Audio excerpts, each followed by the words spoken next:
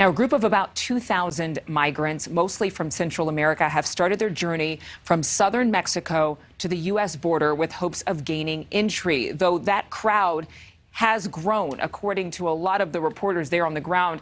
Some managed to push past a line of police officers trying to stop them, but they were able to continue on with their trek. And Joe Khalil is live in Washington with more on this caravan. Again, Joe, I'm hearing that there are as many as 5,000 or 6,000 migrants there journeying in, but this group seems to be different than others, and it's gaining even more attention. Yeah, that's right, Adrian. And we can put this in a historical context here.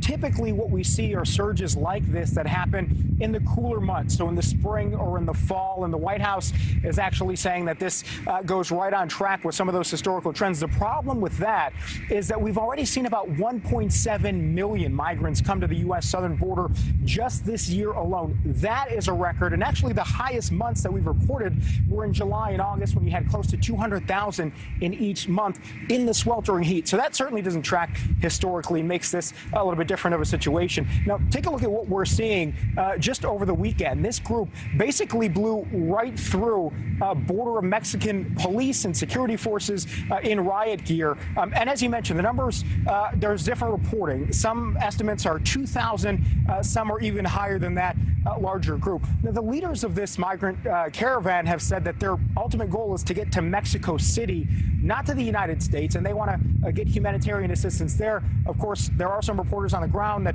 are talking to some of these migrants who say that they do ultimately want to make it to the United States. These people are coming from Central America, South America, some even from Haiti.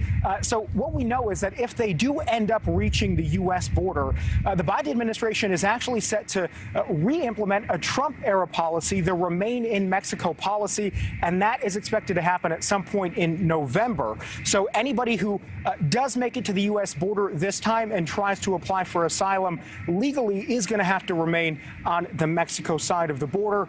But another group adding to these record totals we've seen this year, certainly something to keep an eye on. Adrian? Joe, I think the biggest thing here is that noticing the tone, the attitude of those who are here making their way to the U.S.-Mexico border. In previous instances, it seems as though it's this very desperate group just looking for safety. And there are some of those in that group, but this is much more well organized, as you were mentioning. And they were shouting things such as Libertad, liberty and freedom as they marched through Mexico. Thank you so much, Joe. We appreciate your reporting.